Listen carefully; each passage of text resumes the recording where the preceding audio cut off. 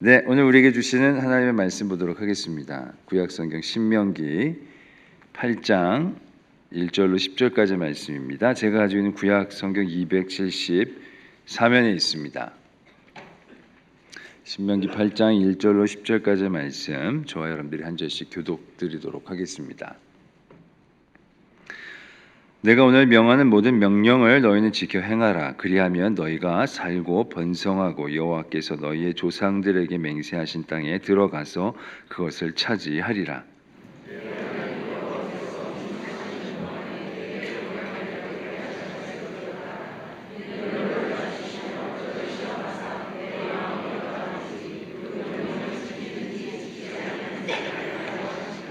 너를 낮추시며 너를 줄이게 하시며 또 너도 알지 못하며 내 조상들도 알지 못하던 만나를 내게 먹이신 것은 사람이 떡으로만 사는 것이 아니요 여호와의 입에서 나오는 모든 말씀으로 사는 줄을 내가 알게 하려 하심이니라.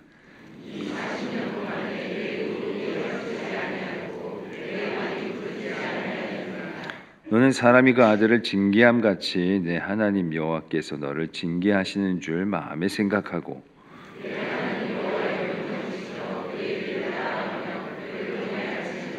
내 하나님 여호와께서 너를 아름다운 땅에 이르게 하시나니 그곳은 골짜기든지 산지든지 시내와 분천과 샘이 흐르고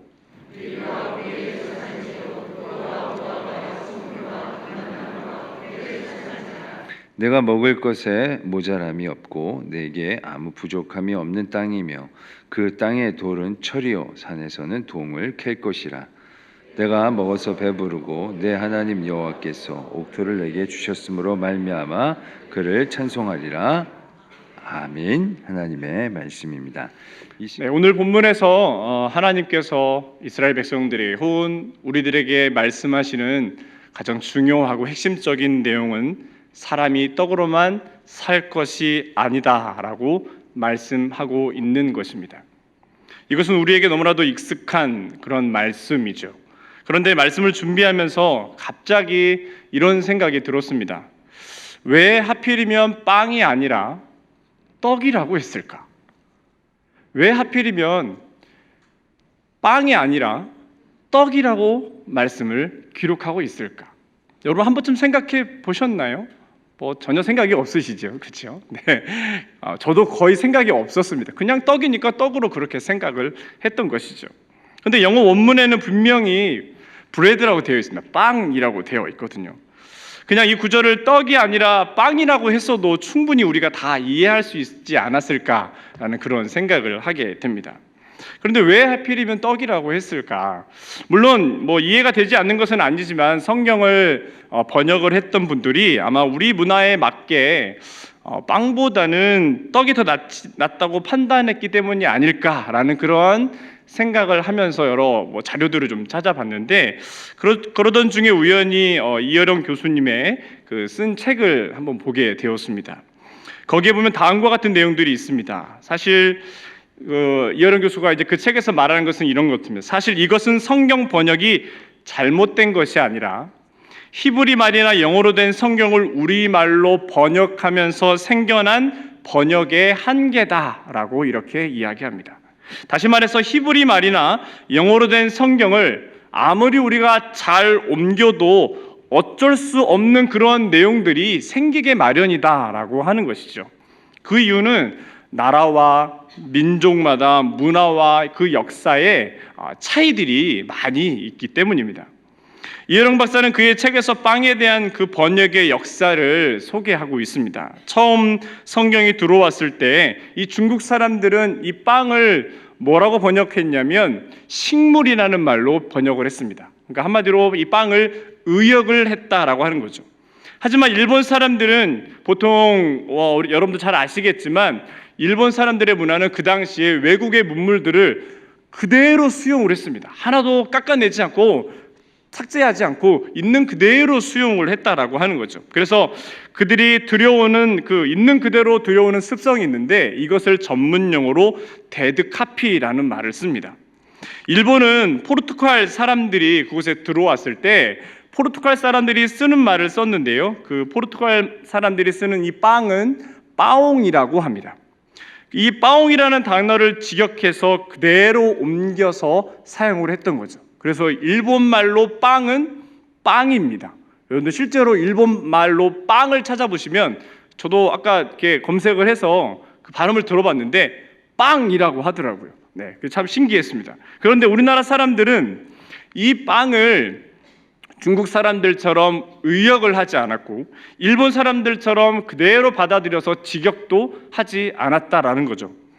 빵을 한국 음식 문화에 적용해서 그 모양이 가장 비슷한 그런 떡으로 아마 번안을 했던 것이다 라고 하는 겁니다. 여러분 아마 빵떡이라는 말을 아마 들어보셨을 것입니다. 실제로 우리가 빵떡이라는 말을 많이 사용을 했지만 성경을 우리말로 번역하는 과정에서 빵떡이라고 하기에는 뭔가 좀 가볍고 점잖지 않아서 빵도 아니고 빵떡도 아닌 바로 이 떡이라는 단어를 우리 성경에 기록했다라고 하는 것입니다. 이 정도의 설명이면 왜 성경에, 우리말 성경에 빵이 아니라 떡으로 번안이 되었는지 어느 정도 이해할 수는 있을 겁니다. 그런 의미에서 오늘 본문 말씀을 함께 보시면, 오늘 본문 말씀 2절과 3절 말씀을, 2절과 3절 말씀을 우리 다시 한번 읽겠습니다. 시작. 내 하나님 여호와께서 이 40년 동안에 내게 광야 길을 걷게 하신 것을 기억하라.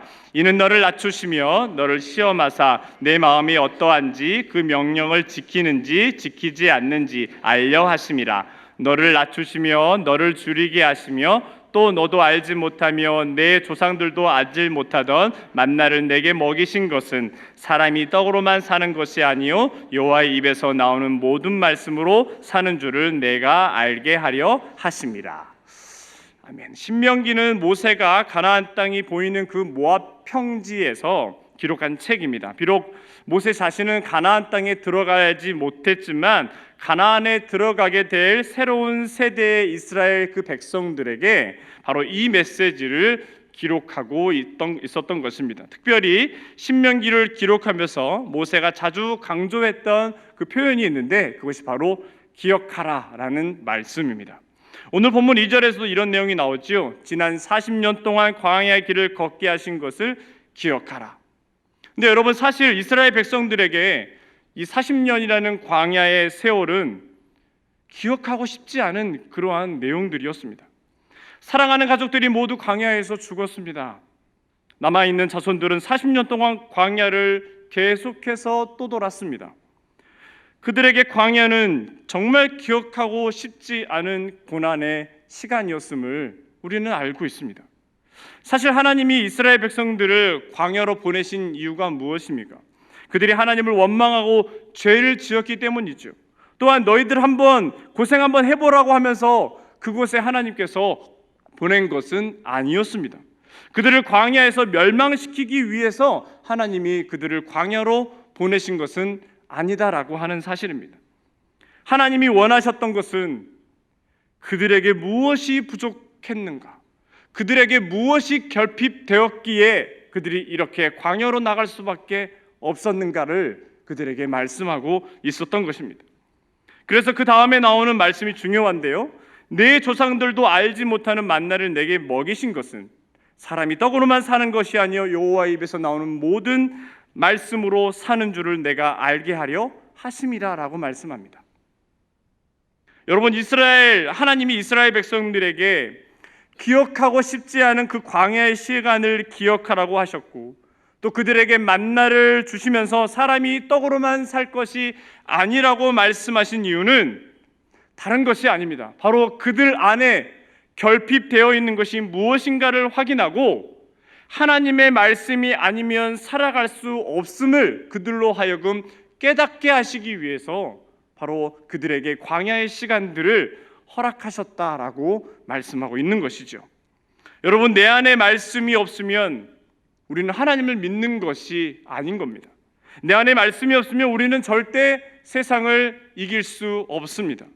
하나님이 우리에게 끊임없이 말씀을 주시는 이유는 세상을 이기게 하시기 위함입니다.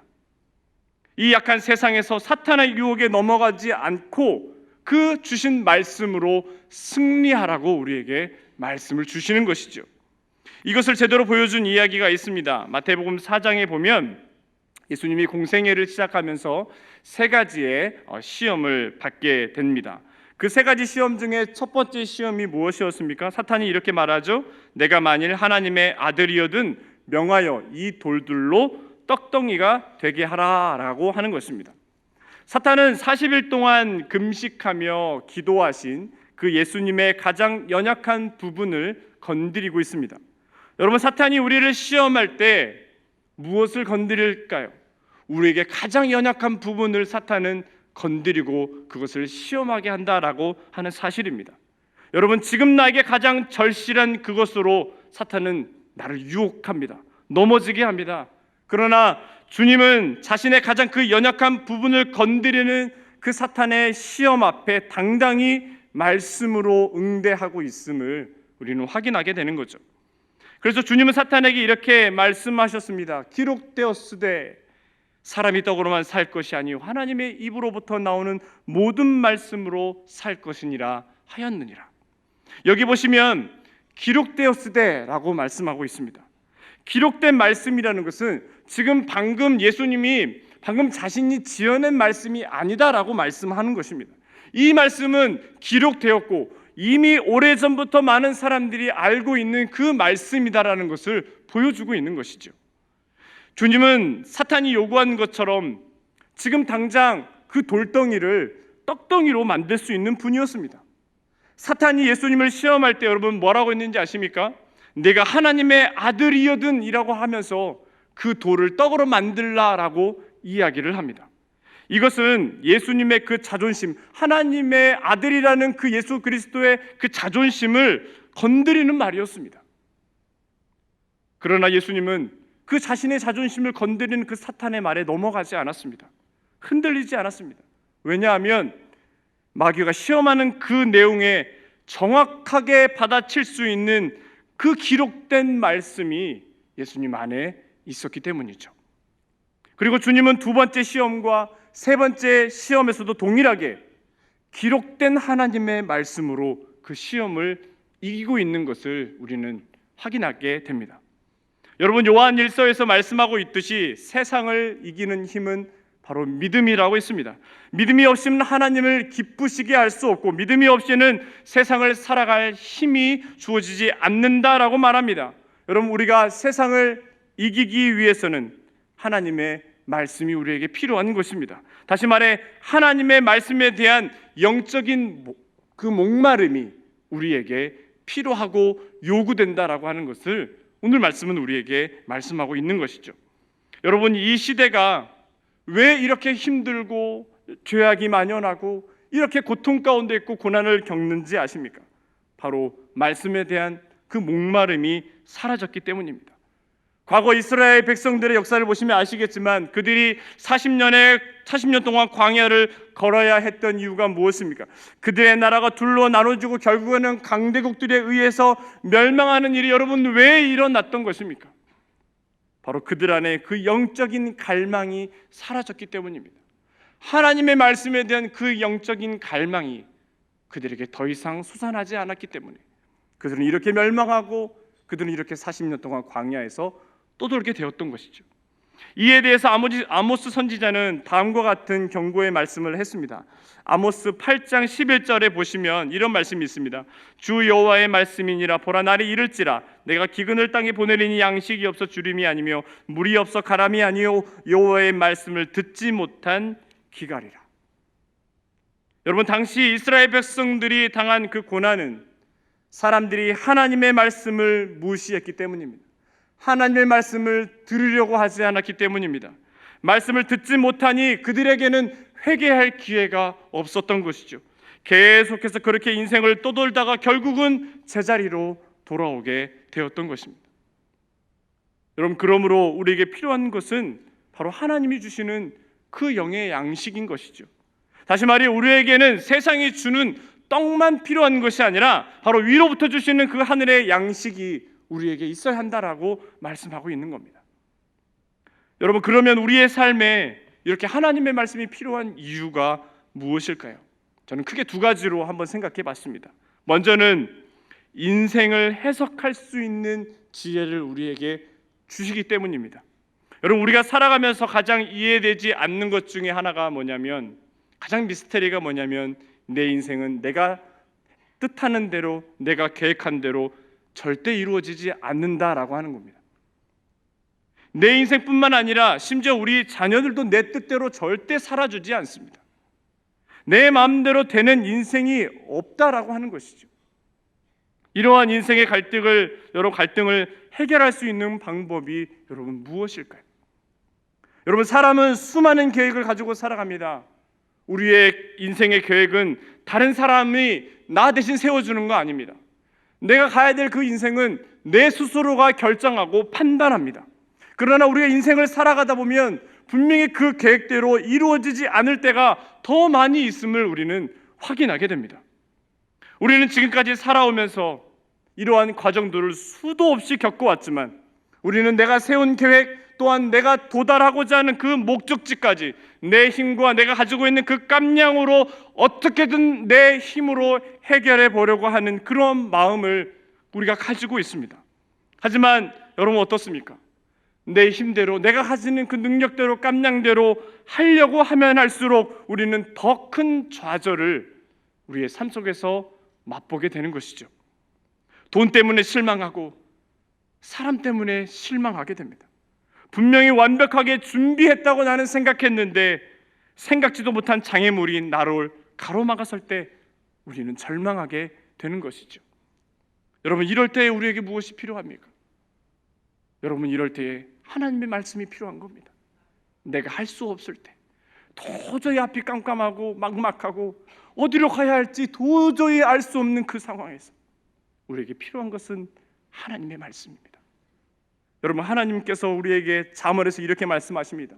잠언 16장 9절 말씀에 사람이 마음으로 자기의 길을 계획할지라도 그의 걸음을 인도하시는 여호와 하나님이시라. 우리 안에 이 말씀이 필요한 이유를 여러분 여기서 분명하게 우리에게 말씀하고 있습니다. 인생의 길을 계획하고 준비하는 것은, 그리고 내가 결정하고 내가 다 판단하는 것이지만 이 모든 것들을 이끄시는 분은 바로 하나님이심을 성경은 우리에게 분명히 말씀하고 있는 것입니다. 여러분, 그래서 우리에게 말씀이 필요한 거예요.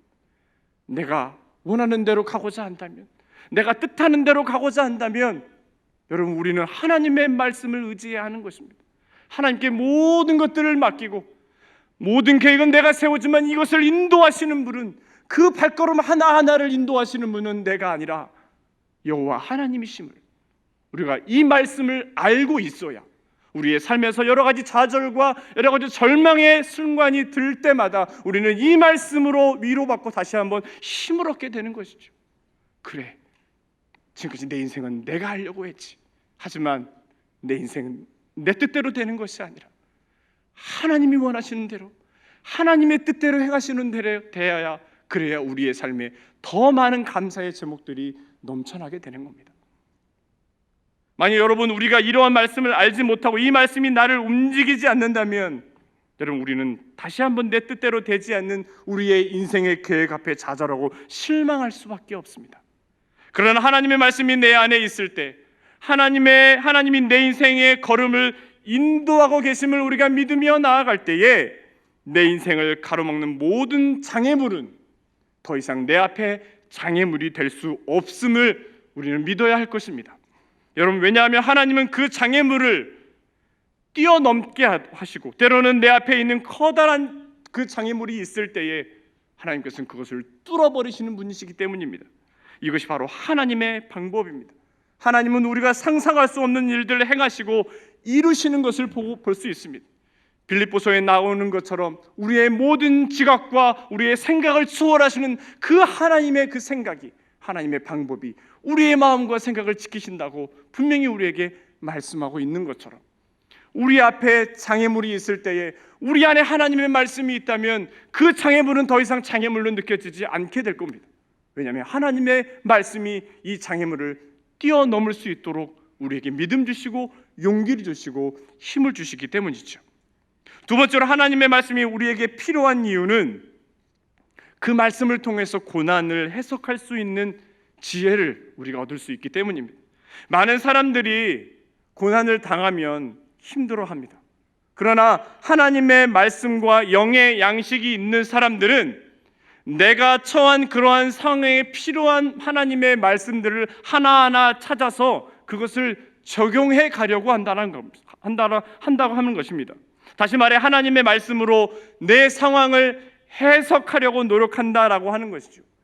여러분, 우리의 인생이 이렇게 힘든 이유는 우리가 당한 이 고난을 해석할 수 있는, 이 고난을 이해할 수 있는 그 말씀이 우리 안에 없기 때문은 아닌가. 여러분, 우리는 아무리 좋은 강연을 듣고 아무리 좋은 인생의 책을 보고 그것을 연구한다고 해서 여러분 우리의 고난을 이겨낼 수는 없는 것입니다. 여러분, 우리 인생에 찾아온 그 고난을 극복하기 위해서는 하나님의 말씀으로 세상을 바라볼 수 있는, 하나님의 말씀으로 내 인생을 해석하고 하나님의 말씀으로 나의 고난을 적용하고 해석할 수 있는 그 영안이 우리에게 열려야 한다라고 하는 것이죠. 하나님의 말씀의 거울로 여러분 내 자신을 바라보고 내가 처한 상황과 내가 처한 상황과 맞는 말씀이 어디 있는지를 우리는 찾아봐야 하는 것입니다. 그리고 그 말씀으로 우리는 위로받고 그 말씀대로 살지 못한 나 자신을 반성하면서 우리는 회개의 자리로 나아가야 한다라는 것이죠. 말씀 앞에 세워진 사람들의 특징이 바로 이런 거 아니겠습니까?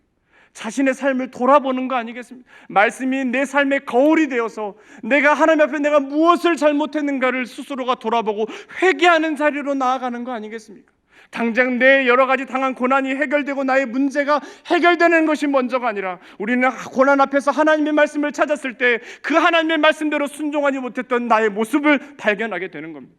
그리고 회개하는 자리로 나아가서 하나님만이 나의 전부이시고 하나님이 내 인생의 주인이십니다. 천부여 의지 없어서 내가 손들고 나아갑니다라는 그 찬송이 그 말씀 앞에서 우리가 이루어질 수 있게 된다라고 하는 거죠. 여러분, 우리 중에는 당장 내일이 오는 것이 두려운 사람이 있을 것입니다. 하면 내일이 오는 것을 기대하며 살아가는 사람들이 있을 겁니다. 이 두 사람의 차이가 여러분 뭐라고 생각하십니까? 바로 하나님의 말씀으로 인생을 해석하는 사람입니다.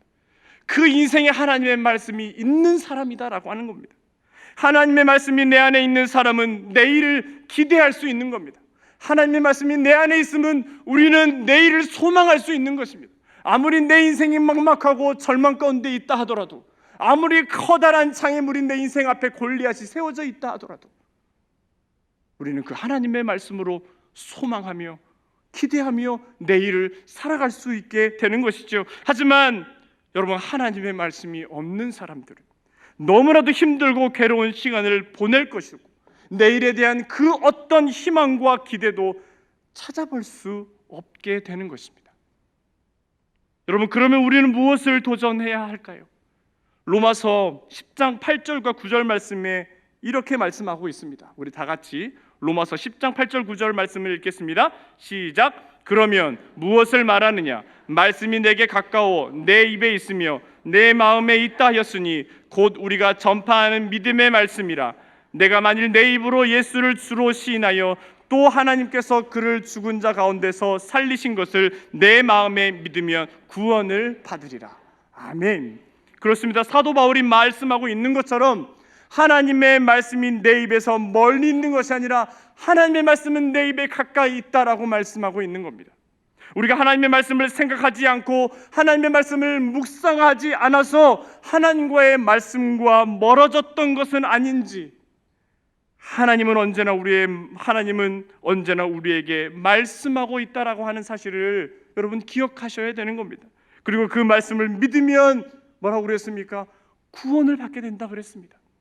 여러분, 중요한 것은 그리고 중요한 거 하나 더 있는데 그것은 바로 요한복음 1장 14절에서 말씀하고 있는 것처럼 그 말씀이 바로 성경에만 기록되어 있지 않고 그 말씀이 육신이 되어 우리 가운데 오셔서 우리와 함께 하시고 우리에게 말씀하셨다라는 이 놀라운 신비를 사도 요한은 우리에게 알려주고 있는 것입니다. 여러분, 그분이 누구십니까? 말씀이 육신이 되어 오신 분이 바로 누구십니까? 바로 예수 그리스도이십니다. 그리고 사도 요한은 요한복음 6장에서 이 땅에 오신 예수님을 다음과 같이 표현하고 있습니다. 제가 읽겠습니다. 요한복음 6장 48절에서 51절까지. 내가 곧 생명의 떡이니라. 너희 조상들은 광야에서 만나를 먹었어도 죽었거니와 이는 하늘에서 내려온 떡이니 사람으로 하여금 먹고 죽지 아니하게 하려는 것이니라. 나는 하늘에서 내려온 살아있는 떡이니 사람이 이 떡을 먹으면 영생하리라. 내가 줄 떡은 곧 세상의 생명을 위한 내 살이니라 하시니라. 아멘. 방금 이 구절에서 예수님은 자신을 하늘에서 내려온 생명의 떡이라고 말씀하고 있습니다. 그리고 이 떡을 먹는 자는 영원히 죽지 않고 영원한 생명을 얻을 것이라고 우리에게 말씀하고 있습니다. 여러분, 오늘 말씀의 제목이 떡으로만 사는 것이 아닙니다 라고 했습니다. 여러분, 이제는 이 의미가 여러분들에게 무엇인지 확실하게 이해되었으리라 생각합니다. 그러나 여러분, 여기에는 또 다른 반전이 있습니다. 그것은 바로 사람은 반드시 떡으로만 살아야 한다라는 겁니다. 다만 이 떡은 곧 예수 그리스도시며 바로 이 떡은 하나님의 말씀인 것입니다. 마지막으로 주님은 우리에게 이런 말씀으로 도전합니다. 요한복음 6장 27절에 썩을 양식을 위하여 일하지 말고 영생하도록 있는 양식을 위하여 일하라라고 말씀합니다. 여러분, 그렇습니다. 세상에 썩어질 것을 위해 달려가는 인생이 아니라 썩어지지 않는 그 위의 것을 찾고 구하는 도전이 있는 저와 여러분이 되기를 간절히 축복합니다. 여러분, 올해 우리 전교인 수련회가 이제 얼마 남지 않았습니다. 이번 여름 수련회를 통해서 사람이 떡으로만 살아서는 안 된다는 것을 깨닫게 되기를 바랍니다. 그리고 반드시 떡으로만 살아야 한다는 그 사실도 새롭게 알아가는 여러분 놀라운 이 여름의 시간들이 될 수 있기를 간절히 기대합니다.